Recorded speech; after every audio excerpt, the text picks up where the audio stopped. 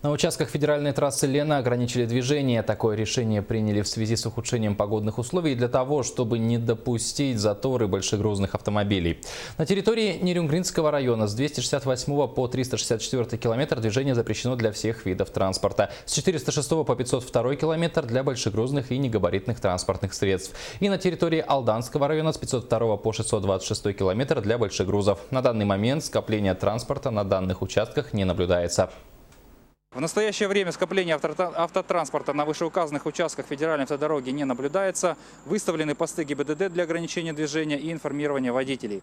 В готовности к реагированию находятся силы и средства Алданского и Нерюнгринского пожарно-спасательного гарнизонов, Алданского и Нерюнгринского звеньев Якутской территориальной подсистемы РСЧС. Главное управление МЧС России по Республике Саха-Якутия настоятельно рекомендует жителям и гостям республики временно воздержаться от поездок на вышеуказанных участках федеральной автодороги Лена, как со стороны Алданского района республики, так и со стороны Амурской области.